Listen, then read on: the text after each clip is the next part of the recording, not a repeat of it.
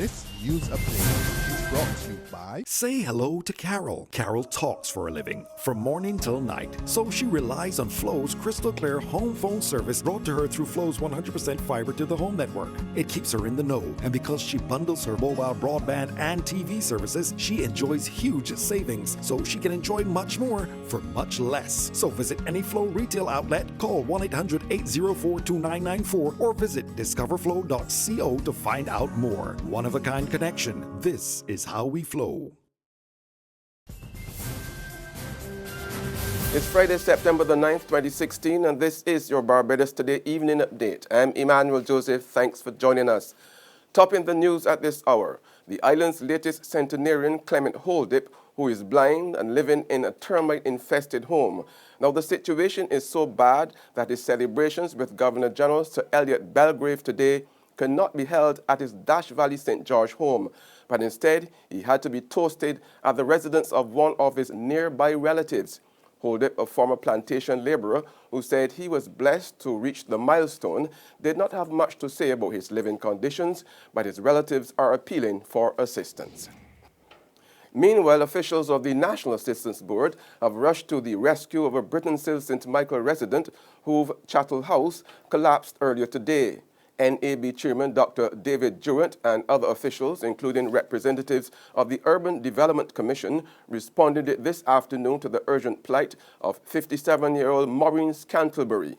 Scantlebury, whose home was badly in need of repair and who had been appealing to the authorities for help for some time now, was taking an outside bath when the house collapsed. Durant, who is a government senator and a church leader, told Barbados Today that immediate efforts will be made to provide her with temporary accommodation. In the wake of recent allegations by a Jamaican of mistreatment at the hands of immigration officers while detained at the Grantley Adams International Airport, a pregnant Guyanese has said she suffered similar handling on Tuesday. 5 months pregnant Anicia Ariel Alfred said she was denied entry into the island because officers believed that she was going to work without a permit, but was made to sit on a bench for some 12 hours while awaiting a return flight to Guyana. Alfred, who had visited Barbados earlier this year and spent time with a relative who is resident on the island, had traveled from Guyana with the relative's 2 Barbadian children whom she was returning to Barbados after their holiday. She told Guyana's Kaiser News she intended to spend Christmas with her relatives in Barbados before flying back home, then to join her husband in the United States. Police today launched a manhunt for a 4th suspect in connection with last week's shooting death outside the Lucky Horseshoe in Warrens in St. Michael. Investigators were in the field scouring bushy areas in Story Gap and Waterford St. Michael, hoping to find another man to question in relation to the gunning down of 46-year-old Ricardo Bryan of Retreat Terrace, Black Rock in St. Michael.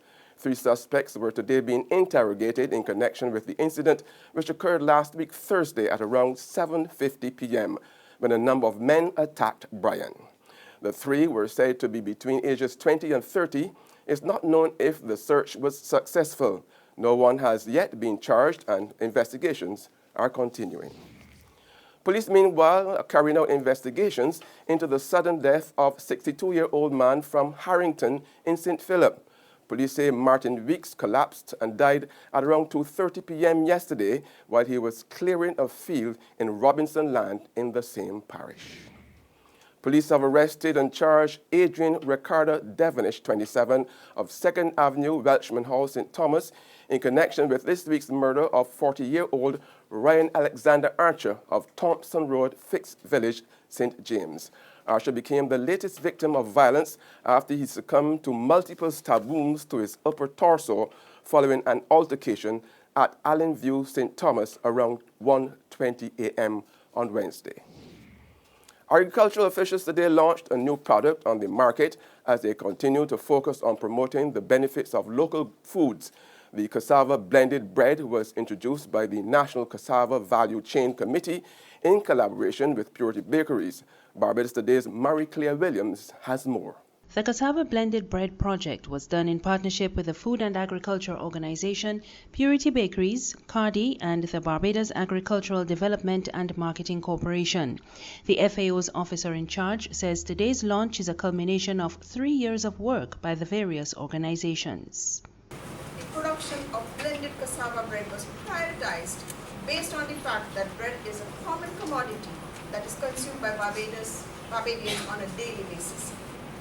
We partnered with Purity Bakery in this regard, starting in late 2014, after they expressed an interest in working with the team to further develop and market test the product. A number of cassava products were on display this morning, and the Caribbean Agriculture Research and Development Institute says this is one step towards reducing the region's food import bill. Agriculture Minister Dr. David Estwick agrees, saying the focus is also on enhancing food security. It is no secret that here in Barbados, there exists a dangerously high dependency on imported food. And that our nation is faced with a staggering food import bill. We hear it all the time. And this continues to place enormous pressure on our foreign reserves. Therefore, the urgent need to enhance our level of food security and substantially reduce our food import bill cannot be overstated. Agriculture officials are hoping that similar ventures can be undertaken using other local crops. Mary-Claire Williams reporting for Barbados Today. In sports now, a Test Championship playoff with ODI and 2020 league structures may be adopted by member countries at the next ICC board meeting in October after the two-tier test system was abandoned this week. Alternate plans to keep afloat bilateral cricket were the main focus for the chief executives of member countries who met in Dubai earlier this week for a two-day workshop where support for the two-tier model collapsed under BCCI pressure.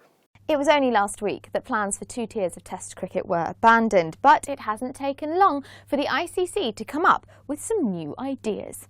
While there would be no major changes to the way country v country series happens, a Test Championship playoff could be introduced as soon as 2019. The playoff would happen every 2 years between the 2 top teams in the Test rankings at a neutral venue. There are also plans to overhaul ODIs and the T20 internationals, with 3-year 13-country leagues created, affecting qualification for the World Cup and the World T20 after 2019. The 4th year of each league would see teams who haven't already qualified for the World Cup or the World T20 playoff for the remaining qualifying spots. Every country would play each other in at least one limited overs series in a consistent 3 ODI and 3 T20 format. There's regional and international news after this short break. Secure your future, be financially strong. Since 1983, we have been there for you. A smart range of products, great tax benefits. We're the solution to your hopes and your dreams. The Barbados Workers Union Cooperative Credit Union. The Barbados Workers Union Cooperative Credit Union. Humble beginnings to smart loans, smart savings. Save smart and borrow smarter, that's the move for me. Stability, prosperity, we're the solution to your hopes and your dreams. The Barbados Workers Union Cooperative Credit Union. The Barbados Workers Union Cooperative Credit Union. It's time now for regional news. The Guyana government announces that more than $1.1 billion has been approved by Cabinet for the purchase of drugs for the public health sector as the country seeks to resolve a shortage of pharmaceuticals.